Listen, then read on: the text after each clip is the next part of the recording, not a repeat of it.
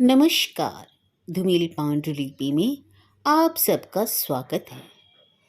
भूली बिसरी कहानी में आज सुनिए विभूति भूषण बंदोपाध्याय जी की कहानी बाक्सो बदल। प्रतुल के पिता की हरकतों ने जब जल्दीबाजी में हमेशा ही सब कुछ बर्बाद किया है। अगर प्रतुल एक दिन के बाद चले जाते तो कुछ भी प्रभावित नहीं होता। त्योहार सीजन की छुट्टी के एक दिन बाद सभी स्कूल, कॉलेज और कार्यालय फिर से खुल रहे थे। सभी ट्रेनों और बसों में बहुत भीड़ थी।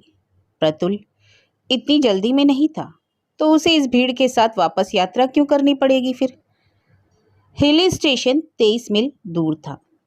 लोग अपना सामान बस की छत पर रख रहे थे।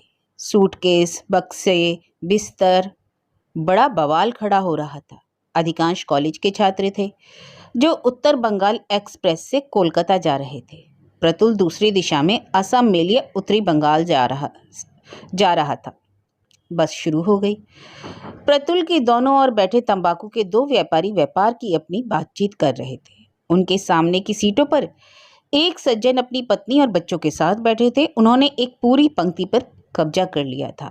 3-4 नटखट चीखते चिल्लाते बच्चे प्रतुल का सरदर्द बने हुए थे।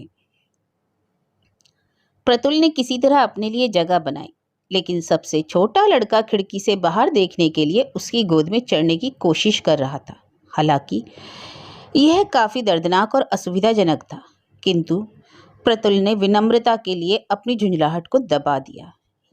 युद्ध का बाजार था और युद्ध अभी शुरू ही हुआ था। बस के दूसरी तरफ 3-4 सज्जन युद्ध के बारे में बहस कर रहे थे और इतने व्यस्त थे कि प्रतुल को ऐसा लग रहा था कि युद्ध का हर विवरण उनकी उंगलियों पर है। वे मामले को हिटलर से भी बेहतर ज्यादा समझते थे और एक दूसरे को दोनों पक्षों द्वारा की गई गलतियों को विस्तार से समझा रहे थे। ड्राइवर के ठीक पीछे बस के आगे की कुछ आरक्षित सीटें थी। वहां 2 लड़कियां बैठी थी और उनके साथ एक बुजुर्ग सज्जन थे, शायद उनके अभिभावक। लड़कियों में से एक की उम्र लगभग 19 या 20 साल की थी और दूसरी शायद 22 या 23 की। छोटी लड़की काफी सुंदर थी और दूसरी काली चमड़ी वाली। उसकी विशेषताओं को विशेष रूप से आकर्षक नहीं कहा जा सकता था, लेकिन वह किसी प्रकार से संपन्न घर की लग रही थी। प्रतुल ने उस पर कुछ तेज नजरों से देखा और नजरें घुमा ली। कुछ भी मील बाद बस बालूरघाट कस्बे में रुकी। यहाँ एक लड़की आई और इसी तरह कई पुरुषों ने भी बस में यात्रा शुरू की। बस शुरू करने के लिए पहले ही से ही काफी भीड़ थी। अब अतिरिक्त यात्री कहाँ बैठेंगे? कोई विकल्प ही नहीं बचा। कई नए यात्री खड़े ही रहे, लेकिन लड़की को आरक्षित सीटों पर जगह मिल गई। इन सब के बीच एक अंधा भिखारी भीख मांगने आया। वह बालूरघाट से लगभग 11.5 मील दूर सदरडीही नामक गांव में आया था। वहां के एक शाही दरबार में बस करीब 10 मिनट तक रुकी। सामने वाले सज्जन ने अपने बेटे को एक पैसा दिया और कहा, जाओ इस भिखारी के हाथ में दे दो। बच्चा आगे बढ़ा और बोला, ओ भिखारी यहाँ आओ। सज्जन ने अपने बेटे को डांटा और कहा, तुम्हें ऐसा नहीं कहना चाहिए, उसे भिखारी नहीं कहना चाहिए, छी। अंधे भिखारी ने सिक्का लिया और मुस्कुराया, उसकी ओर मुड़ा और कहा, यह एक बच्चे की बात है, क्या वे इससे बेहतर जानते हैं श्रीमान? युवक, तुम्हारा नाम क्या है?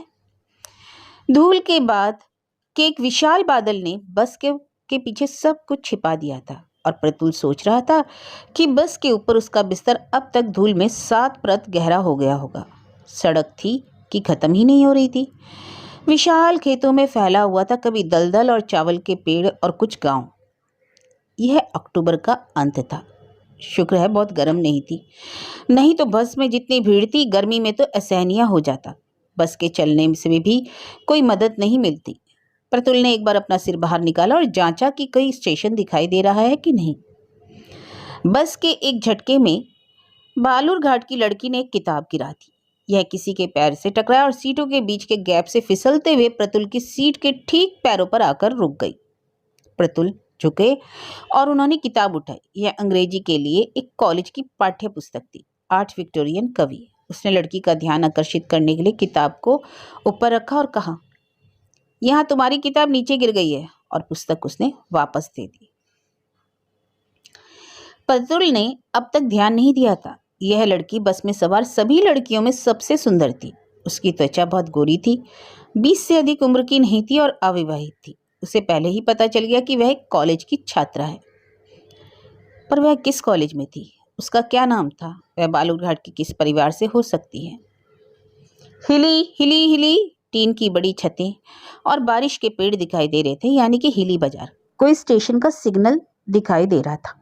यहाँ अपने जूते पहन लो, हम हिली पहुंच गए हैं। अरे अरे, पान का डिब्बा कहाँ है? जल्दी से देखो, सीट के नीचे गिर गया है। चुपचाप बैठो, बस को रेलवे स्टेशन तक पहुंचने तो दो, फिर तुम ट्रेनों को देख सकते हो। अरे अरे, कृपया हमारा सामान गिने। बस के ऊपर 1 2 3 4 1 2 और असम मेल जल्दी ही आ रही है। आनन फानन में यात्री बस से उतरने लगे। बस कंडक्टर छत के सामान उठाकर कुलियों के सिर पर रख रहा था। बड़ी भीड़ सामान्य अराजकता को बढ़ा रही थी। यह लाल सूटकेस जिसके चारों ओर एक तौलिया लपेटा हुआ है, उसे नीचे ले आओ। सावधान, इसे ठीक से पकड़ो, इसके अंदर कांच की वस्तुएं हैं। ऐसा नहीं, ऐसा नहीं, वह टीन वाला। अरे, जिस पर RCD लिखा हुआ है, हाँ वही वही वही। इतने में असम मेल आ गई। यात्री अपना सामान लेकर जान बचाकर भाग रहे थे। प्रतुल के पास सिर्फ एक टीन का सूटकेस और एक बेडरोल था, जो विशेष रूप से भारी नहीं था, इसलिए उसने उन्हें खुद ही पकड़ लिया और टिकट काउंटर की ओर भागा। अगर वह उन्हें एक कुली को दे देता तो 4 पैसे वहीं खर्च हो जाते। असम मेल में इतनी भीड़ नहीं थी, लेकिन शिलोंग मेल में, जो पार्वतीपुर से शुरू हुई और लखनऊ या कानपुर के रास्ते पहुंची, वहां खड़े होने के लिए मुश्किल से ही कोई जगह थी, क्योंकि उत्तर भारत के यात्री शुरुआती सर्दियों में विभिन्न चाय बागानों में काम करने के लिए असम की यात्रा कर रहे थे। ट्रेन तड़के रोंगिया जंक्शन पहुंची। भाटीखली चाय के बागान यहाँ से 16 मील दूर थे। प्रतुल एक डॉक्टर था। उसे इस काम में लगे हुए करीब 1 साल हो गया था। चाय के बागानों में उसे मुफ्त में रहने का एक कमरा मुहैया कराया। यहाँ चीजें भी सस्ती थी और वह अपने लिए ठीक से प्रबंध भी कर रहा था। रोंगिया से प्रतुल को दोबारा मोटर बस लेनी पड़ी। बस ने उसे चाय बागानों से 2 मील दूर रोंगापारा रोड पर उतार दिया। इतनी कम दूरी के लिए प्रतुल ने एक कुली को काम पर रखा और करीब 9:30 बजे अपने क्वार्टर पर पहुंच गया। वह जगह बहुत ही शांत थी। दूर से नीचे नीले पहाड़ दिखाई दे रहे थे, जो बादलों की तरह लग रहे थे। एक और बड़ा दलदल था, जो चारों ओर से नरकटों के जंगल से घिरा हुआ था। शरद ऋतु की सुबह में ऐसा लगा जैसे झील से एक गीली अप्रिय धुंध उठ रही है, जो चाय के बागान, मलेरिया और काला ज्वर के गढ़ थे। वहां जाने के बाद खुद प्रतुल को ही कई बार मलेरिया का हो चुका था। प्रतुल ना तो खाना बनाना जानता था और ना ही उसे खाना बनाना पसंद था, इसलिए उन्होंने प्रतुल के लिए यहाँ शिवनाथ भट्टाचार्य को नियुक्त भी किया था, जो उसका दोहरा काम कर देता था, कंपाउंडर तथा रसोइये का भी काम।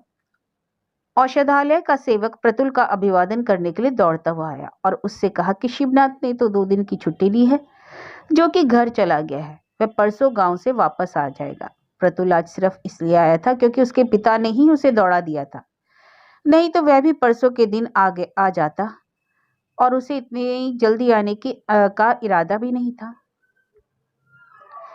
उसने नौकर से कहा, भीम, मेरे नहाने और खाना बनाने के लिए पानी निकालो, जल्दी करो, मुझे लगता है कि हमें इन 2 दिनों के लिए भुगतना होगा। क्या पिछले कुछ दिनों में कोई मामला आया था? और ये चाबी ले लो, ऑफिस के फर्श पर झाड़ू लगा दो। नहाने से पहले जब उसने अपना सूटकेस खोलने की कोशिश की तो उसने देखा कि उसके सूटकेस का ताला अलग था। इसकी चाबी उसके पास नहीं थी। अरे, क्या बात है, यह उसकी बहन कमला की शरारत तो नहीं?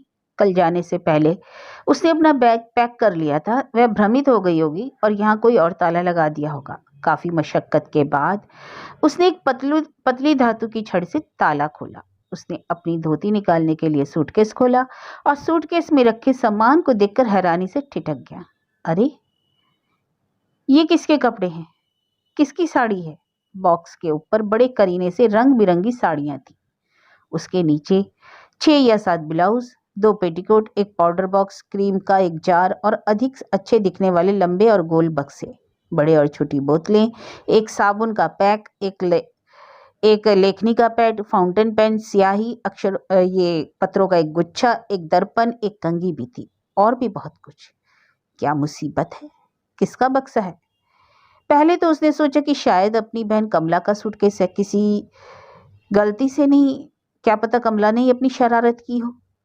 किंतु कमला के पास तो इतनी बढ़िया साड़ियां और चीजें नहीं थी। इसके अलावा वह कहीं जाने के लिए पैक किया गया एक बक्सा था। कमला तो हमेशा घर पर रहती है, उसके पास पैक्ड सूटकेस रखने का कोई कारण भी नहीं था। परेशान होकर प्रतुल ने डिब्बे से सामान उठाया और देखने लगा। एक बड़े मखमली बॉक्स के अंदर एक लॉकेट, एक अंगूठी, दो बड़े झुमके, एक बड़ा सुनहरा साड़ी पिन, कुछ सोने की चूड़ियां के साथ एक हार भी था, कुछ दर्जन फैशनेबल कांच की चूड़ियां जिनमें कांच के बड़े टुकड़े विभिन्न डिजाइनों में सेट, एक पैसे की थैली में 10 रुपए के 4 नोट और कुछ सिक्के थे। एक बहुत ही सुशिक्षित स्त्री का सूटकेस लग रहा था। सूटकेस में किसी भी वस्तु में आदमी का कोई चिन्ह या गंध भी नहीं था, यहाँ तक कि उसके वाइफ में भी नहीं। जब प्रतुल को एहसास हुआ कि क्या हुआ है तो वह लगभग शर्मिंदगी से मर गया। जाहिर सी बात है कि उनका सूटकेस किसी और का था, लेकिन ऐसा हुआ कहाँ? ट्रेन में या बालूरघाट से बस में? वह बस में रहा होगा क्योंकि ट्रेन में उसके डिब्बे में कोई महिला नहीं थी। वह जिस डिब्बे में पार्वतीपुर से ट्रेन में चढ़ा था उसमें हिंदुस्तानी और मारवाड़ी यात्री व सवार थे। यह सूटकेस उनमें से किसी का नहीं हो सकता। यह एक बंगाली लड़की का सूटकेस था। तो अगर बस में सूटकेस बदला है तो वह किस लड़की का था? निश्चित रूप से इस विचार ने उन्हें किसी निष्कर्ष पर नहीं पहुंचाया, क्योंकि यह किसी भी लड़की का तो हो सकता था, क्योंकि सभी का सामान छत पर लादा गया था। वैसे भी वह इस बारे में बाद में सोच सकता था, उसके लिए तो पर्याप्त समय था। अब समस्या यह थी कि उसने जो पहना था उसके अलावा उसके पास धोती, लुंगी, साबुन, उस्तरा, गमछा कुछ भी तो नहीं था।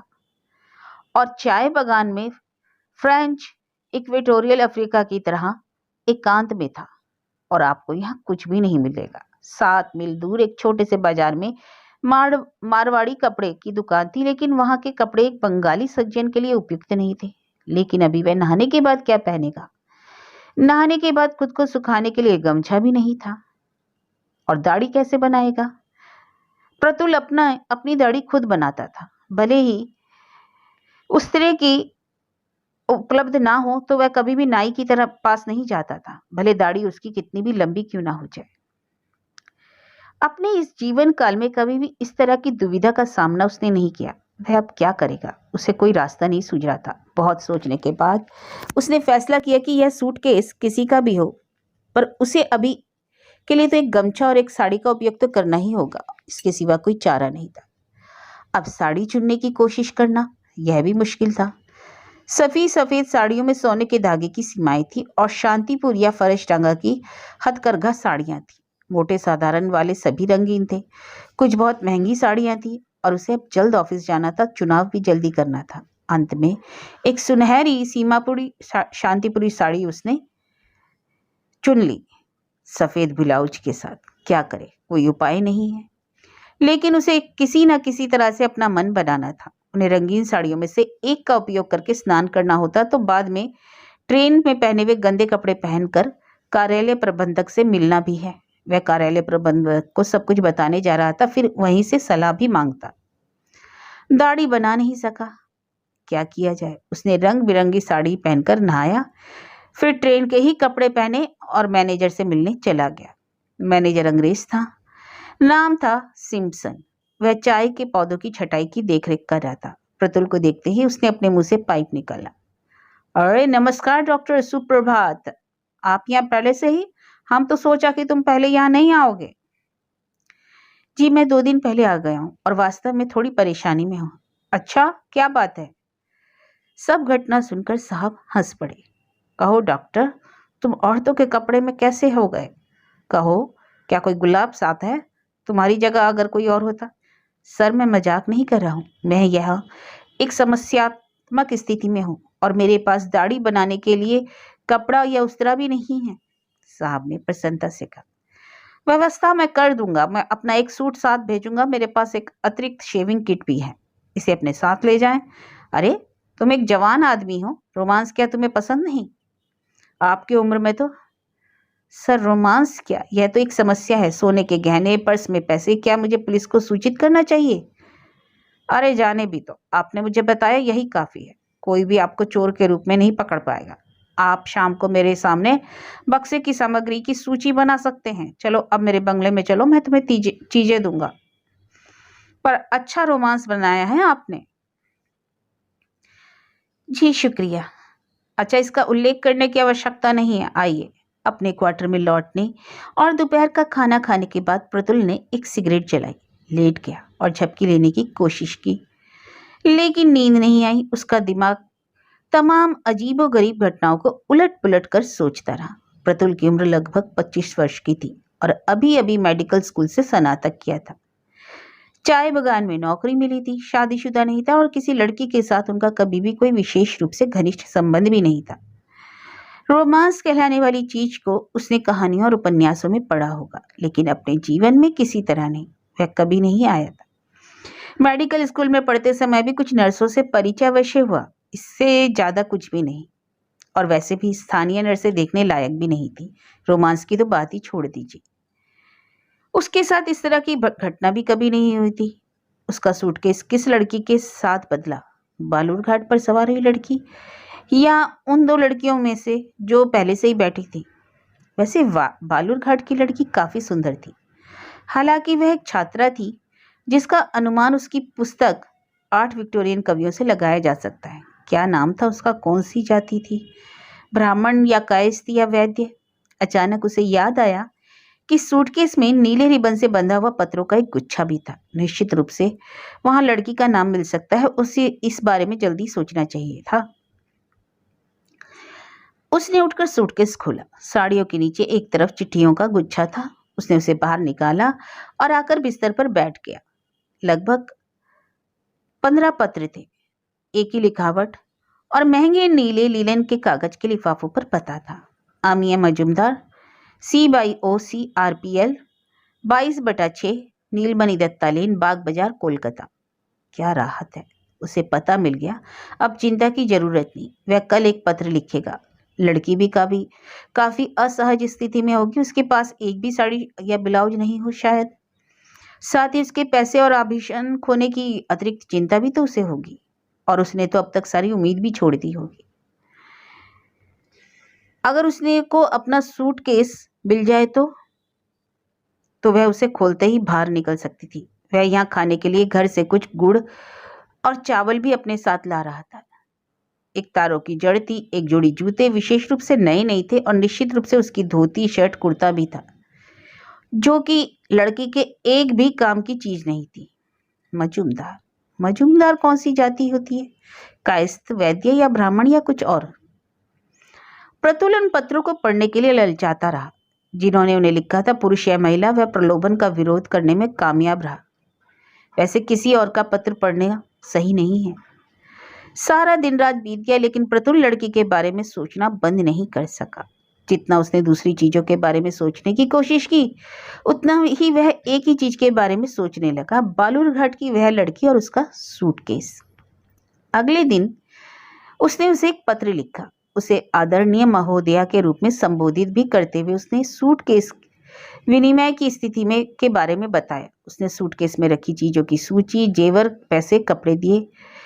वह हुई असुविधा के लिए माफी भी मांगने ना भूला। उन्होंने 3 अलग अलग जगहों पर कम से कम 3 बार उल्लेख किया कि वह बेहद शर्मिंदा और खेद व्यक्त करते हैं। क्या उसका सूटकेस उसके पास था? पत्र पोस्ट करने के बाद प्रतुल ने 2-3 दिन सांस रोककर जवाब का इंतजार किया। कौन जानता था कि इसका जवाब क्या होगा? क्या पता गुस्से वाला पत्र हो, पुलिस के पास जाने की भी धमकी हो सकती है। जवाब आया 9 दिन के बाद। आदरणीय महोदय, आपका पत्र प्राप्त करने के लिए बहुत आभारी हूँ। हिली स्टेशन पर बस से उतरते समय मेरी भतीजी आमिया का सूटकेस गलती से आपके साथ बदल गया। आपका सूटकेस मेरी भतीजी के साथ आ गया। आपके द्वारा बताई गई बातों के अलावा उस सूटकेस में और कुछ भी नहीं था। आप एक सज्जन हैं। मेरी भतीजी आपको इस तरह की परेशानी के कारण बनने के लिए बेहद शर्मिंदा है और उनकी ओर से मैं भी गलती को स्वीकार करता हूँ। कृपया सूटकेस को बीमित अवैतनिक रेलवे पार्सल के रूप में भेजें। मैं भी इसी तरह आपका सूटकेस भेज दूंगा। कृपया उपरोक्त पते पर रसीद भेजकर हमें उपकृत करें। ईमानदारी से, भवतोरण चक्रवर्ती। कहना ही होगा पत्र से प्रतुल थोड़ा निराश हुए। पहले तो वह यह नहीं बता सके कि यह इस पत्र की कौन सी लड़की है, और इस बात का कोई सबूत नहीं था कि बालूरघाट की लड़की आमिया मजूमदार थी। यह सोचना पूरी तरह से अनुचित नहीं था कि लड़की खुद जवाब देगी।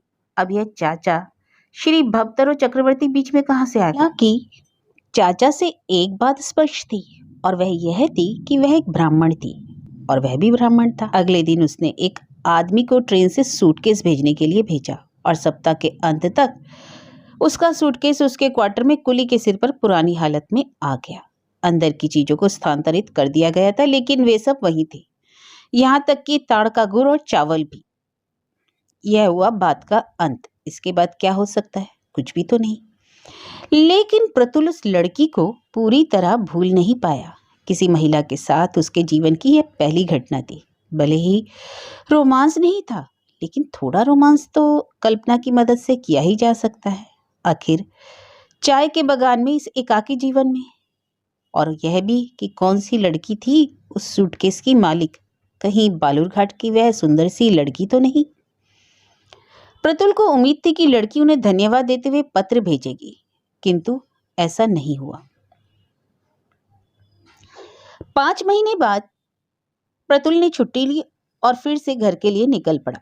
वह काफी समय से घर पर नहीं था, अपने परिवार को देखने के लिए तरस रहा था। उन्हें अपनी बहन कल्पना से बहुत लगाव था। उसकी शादी की बात चल रही थी। वह शायद गर्मियों में शादी भी कर लेगी। उससे पहले वह उसके साथ कुछ समय बिताना चाहता था, इसलिए घर जाना जरूरी था। उसे कुछ देर हिल स्टेशन पर रुकना पड़ा। बस दूसरी ट्रेन से और यात्रियों का इंतजार कर रही थी। जब वह प्लेटफॉर्म पर चल रहा था तो कोलकाता से ट्रेन आ गई। उस पर ज्यादा यात्री नहीं थे, कुछ ही लोग ट्रेन से उतरे। अचानक प्रतुल रुक गया। बालूरघाट की छात्रा अकेली ट्रेन से उतर रही थी। हालांकि जब उसने उसके हाथों को देखा तो बहुत निराश हुआ। कुली ने जो सूटकेस उससे लिया और अपने कंधों पर रखा, वह सूटकेस नहीं था जिससे वह इतना परिचित था। वह टीन का बना था और यह चमड़े का बड़ा सा बैग था। बस को निकलने में ज्यादा समय नहीं बचा था। लड़की ने प्लेटफार्म पर जाकर अपने चारों ओर देखा। थोड़ा निराश लग रही थी। प्रतुल ने सुना कि लड़की बस में चढ़ते समय कंडक्टर से पूछ रही थी कि क्या बालूरघाट उप डिप्टी के घर से कोई आया है या नहीं। कंडक्टर ने कहा, डिप्टी साहब नहीं महोदया, बस में बैठो, चिंता मत करो, हम तुम्हें बालूरघाट छोड़ देंगे। बस चलने लगी।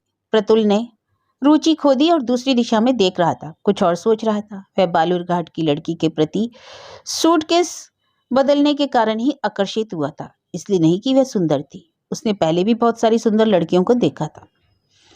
जिस लड़की के साथ वह इस तरह की घटना में शामिल था, उसके प्रति आकर्षित होना काफी स्वाभाविक ही था। सिर्फ प्रतुल ही नहीं, किसी को भी ऐसा लगता होगा, खासकर जब लड़की खूबसूरत थी। हालांकि चूंकि यह वह लड़की नहीं थी, तो प्रतुल ने अपने सूटकेस से ऐसा अनुमान लगाया था। उसने अपने दिमाग से उसके सभी निशान मिटा दिए। भाटी खली चाय बागान में पेड़ों से घिरे एकांत बंगले में जिस लड़की के बारे में उसने सपनों का जाल बुना था, यह वह लड़की नहीं थी। बस में ज्यादा भीड़ नहीं थी। उसके और लड़की के अलावा कोई सज्जन लोग नहीं थे। लड़की ड्राइवर के ठीक पीछे आरक्षित सेक्शन में बैठी थी, जिसे रेलिंग द्वारा अन्य सीटों से अलग कर दिया गया था। प्रतुल उसके ठीक पीछे बैठा था। पीतल की पटरियों के सहारे टिकी हुई थी। बस एक छोटे से बाजार में रुकी। 1-2 यात्री चढ़े और उतरे। प्रतुल ने देखा कि लड़की उसे घूर रही है, जैसे वह कुछ कहना चाहती हो लेकिन झिझक रही थी। उसे क्या कहना पड़ सकता है? क्या उसे आगे जाकर उससे बात करनी चाहिए? बस के फिर से चलने से कुछ देर पहले लड़की ने उसकी ओर देखा और पूछा, आप क्या बालूरघाट जा रहे हैं? प्रतुल ने शुरुआत की। बालूरघाट? खैर नहीं, पर क्यों? वह जिस अवस्था में था और जिस तरह से उसने उत्तर दिया, उसे देखकर लड़की के सुंदर चेहरे पर मुस्कान की एक धुंधली रेखा दिखाई दी और तुरंत फीकी पड़ गई। वास्तव में मैं थोड़ी परेशान हूँ। रात का समय है। मेरे चाचा बालूरघाट में सरकारी अधिकारी हैं। किसी को स्टेशन पर उत्तर बंगाल एक्सप्रेस से मिलने आना था, लेकिन मैंने उससे पहले ट्रेन पकड़ ली। अब मैं घर कैसे पहुंचूंगी? और आप अगर जल्दी उतर जाते हैं तो बस में कोई अन्य सज्जन नहीं होंगे। अंधेरा है और मुझे पता है कि यह रास्ता असुरक्षित है। लड़की ने बेबसी से उसके चेहरे की ओर देखा। प्रतुल तो लगभग उछल ही पड़ा। डरो मत, मैं तुम्हें घर छोड़ दूंगा। मुझे वहां पास ही में जाना है। इस आश्वासन को पाकर लड़की अपनी हिम्मत वापस पाती हुई दिखाई दी। लेकिन उसने कहा, नहीं नहीं, यह आपके लिए बहुत ज़्यादा परेशानी का सबब होगा। बस बालूर घाट पर बस रुकेगी, बस आप मेरे लिए एक टैक्सी ढूंढ दीजिएगा। बिल्कुल भी नहीं, कृपया इसकी बात की चिंता ना करें। आप बालूर घाट में किसके घर जा रही हैं? मेरे चाचा वहाँ उप डिप्टी हैं, सुधांशु कुमार मजूमदार। प्रतुल ने महसूस किया कि उसके ऊपर उत्साह की लहर दौड़ गई। जो बात उसके दिमाग से हट गई थी और अभी ठीक उसके सामने आ गई। एक बात कहूँ, यदि आप बुरा ना माने तो क्या मैं आपका नाम जान सकता हूँ? हाँ, मेरा नाम है अमिया मजूमदार। प्रतुल की खुशी का पारावार न रहा। बस लोग, पेड़, धरती, आसमान जैसे सब हवा में पल भर के लिए हिल गए। आमिया मजूमदार, बस एक नाम उसके दिमाग में गूंजने लगा। उसने किसी तरह अपने आप को काबू में किया और कहा, अगर आप बुरा ना माने तो मैं कुछ कह सकता हूँ। यह आपके साथ था कि अंतिम यात्रा के दौरान मेरा सूटकेस बदल गया था। मेरा नाम प्रतुल भट्टाचार्य है। यह मैं हूँ जो भाटिकाली टी स्टेट में रहता हूँ। मैं एक डॉक्टर हूँ। लड़की की आंखें आश्चर्य और जिज्ञासा से फैल गई। वह कुछ देर चुप रही, फिर उसकी ओर देखकर कहा, अरे आप प्रतुल बाबू, मैं आपको जानती हूँ। कैसे? तुम मुझे कैसे जानती हो? उस समय जब बस में मेरी किताब गिर गई थी तो आपने उठाकर दी थी ना? प्रतुल मुस्कुराया। हाँ हाँ हाँ, याद आया, लेकिन सूटकेस की घटना से मुझे नहीं पता। तुम मुझे कैसे याद करोगी? ओह, जो दर्द आपको हुआ होगा उसे मैं कभी नहीं भूलूंगा। लड़की ने विरोध किया। नहीं नहीं, ऐसी गलतियां अक्सर हो जाती हैं, कोई बड़ी बात तो नहीं थी। और वैसे भी गलती मेरी थी। कैसी तुम्हारी गलती? गलती तो मेरी थी, जल्दी में मैं ना उतरा और मुझे पहले चीज़ों को जांचना चाहिए था। वैसे आप किस कॉलेज में हैं? Scottish church. क्या आप इस साल बीए की परीक्षा देंगी? यह मेरा तीसरा वर्ष का अंत होगा, मैं अगली बार परीक्षा दूंगी। क्या तुम्हारे मामा भवतारो बाबू हैं? क्या आपके उसके परिवार के साथ रहते हैं? नहीं, उनका परिवार नहीं, वह अकेले रहते हैं। वह एक ज्योतिषी हैं। मैं खाना बनाती हूँ और मेरे चाचा वहाँ रहते हैं। बस रात 8:30 बजे बालूरघाट पहुंची। प्रतुल ने लड़की से पूछा, तुम्हारी जगह कितनी दूर है, या मैं आपके लिए टैक्सी ढूंढ दूं? नहीं नहीं, टैक्सी की जरूरत नहीं, कुली को सामान दे दो, मेरा घर उस कोने से 3 मिनट की दूरी पर ही है। जैसे ही वह घर पहुंचे, बहुत उत्साहित लड़के लड़कियों की भीड़ ने उनका अभिवादन किया। लड़की के चाचा सुधांशु बाबू प्रतुल के बहुत मेहमानबाजी करने लगे। प्रतुल तुरंत जाना चाहता था, लेकिन उसने यह नहीं सुना। उस रात किसी ने उसे जाने नहीं दिया। सुबह वे तय करेंगे कि वह कब जाएगा। अभी वे बहुत आभारी होंगे। वे अपने हाथ और चेहरा धोएंगे, थोड़ा आराम करें और उनके साथ चाय पिए। इसी बीच घर के सभी लोगों को पता चल गया कि यह वही आदमी है जिसका सूटकेस अमिया के साथ बदल गया था। सभी अब प्रतुल को एक बड़े दिल वाला यात्री समझ रहे थे, जिन्होंने अमिया को अकेले यात्रा करते देख कृपा करके उसको घर पहुंचाने की परेशानी उठाई।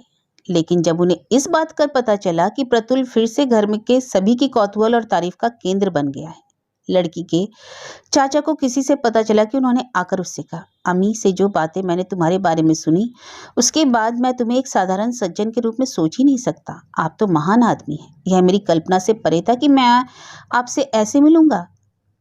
मैं आपके बारे में यहाँ आपके सामने ज़्यादा तो कुछ नहीं कहूँगा, लेकिन यह कहूँगा कि इस घर में हर कोई आपको लगभग परिवार का सदस्य ही मानता है। अम्मी भी अपनी मौसी से कह रही थी, वह तुम्हारे बारे में कितना सोचती है। प्रतुल का चेहरा शर्मिंदगी और अजीबता से भर गया, खासकर उनके आखिरी बयान पर। थोड़ी देर बाद लड़की चाय और नाश्ते की एक ट्रे लेकर लिविंग रूम में आई। प्रतुल के सामने टेबल पर रख दी और बोली, हाथ धोए और थोड़ी सी चाय पिए। सुधांशु बाबू को अचानक कुछ याद आया, जो उन्हें करना था, और कहा, अम्मी तुम यहाँ बैठो और उसके लिए एक कप और चाय लाओ, मैं आधे घंटे में वापस आ जाता हूँ। और अचानक सुधांशु बाबू बैठक कक्ष से गायब हो गए। इसी बीच प्रतुल को लड़की के बारे में काफी कुछ पता चल गया। उसके माता पिता नहीं थे, बहुत पहले गुजर गए थे। उसके चाचा ने ही उसे पाला था। उसे आईए परीक्षा में 20 रुपए की छात्रवृत्ति मिलती थी और वह कॉलेज में ललित कला समाज की सचिव थी। वह इस साल अपने कॉलेज में गायन प्रतियोगिता में प्रथम आई थी और पदक भी जीता था। उनकी लिखी एक लघु कथा कॉलेज की पत्रिका में प्रकाशित भी हुई थी। बीए खत्म करने के बाद निश्चित रूप से वह एमए की भी पढ़ाई करेगी। लड़की ने प्रतुल को इनमें से कोई भी बात सीधे तौर पर नहीं बताई थी। उसके सवालों के जवाब में और कुछ अपने आप में उसने ऐसा कहा कि यह तथ्य प्रतुल के लिए आधे घंटे पहले भी अनजान नहीं रहे। जब सुधांशु बाबू लौटे तो अमिया उठ खड़ी हुई और चली गई। अगले दिन सुबह जब प्रतुल ने सुधांशु बाबू के जाने का जिक्र किया तो उसे बताया कि घर की महिलाओं ने फैसला किया कि उसे सुबह नहीं जाना चाहिए, दोपहर का भोजन करके उसके बाद ही जाएं। सुधांशु बाबू को भी बातचीत के दौरान प्रतुल के बारे में बहुत कुछ पता चला। उसने पिछले साल MBBS पास किया था, एक चाय के बागान में काम किया और 100 रुपये वेतन अर्जित किया। वह एक राड़ी प्रकार के ब्राह्मण थे। उनके माता पिता जीवित हैं और ग्रामीण इलाके में उनकी जमीन भी है। एक बंगाली घराने के लिए अपने चाचा की दया पर जीती इतनी कम उम्र की अनाथ लड़की के लिए एक दूल्हे के रूप में प्रतुल जैसा लड़का उन्हें बहुत अच्छा लगा। वैशाख का शुभ महीना आ रहा है और इसलिए कहने के लिए कुछ अधिक नहीं, कोई आवश्यकता भी नहीं पड़ी। भाटी खली चाय बागान के क्वार्टर में प्रतुल अपनी युवा दुल्हन को चिढ़ा रहा था। तो क्या तुम फिर से कभी सूटकेस बदलने जा रही हो? अमिया ने नकली गुस्से में अपना सिर झुका लिया। मत बताना, मैं उस दिन से बहुत परेशान थी। मैं कॉलेज जाने वाली थी, अपना सूटकेस खोला तो देखा कि धोती, बनियान, कमीज। हे भगवान, आंखों में आंसू आ गए। सोच ही नहीं पा रही थी कि क्या पहनूं। घर में और कोई महिला नहीं थी। मेरे नहाने के बाद पहनने के लिए कुछ नहीं था। उस दिन बड़ी मुश्किल थी और मेरा सूटकेस किसी ग्रामीण के साथ बदल गया। और सूटकेस के अंदर क्या मिला? चावल, गुड़, पुराने जूते। हे भगवान! प्रतुल ने कहा, काश एक सूटकेस फिर से बदल जाए। अभी भी ठीक है, लेकिन क्या कभी सोचा है कि आप एक दिन उस ग्रामीण के साथ माला का आदान प्रदान करोगी?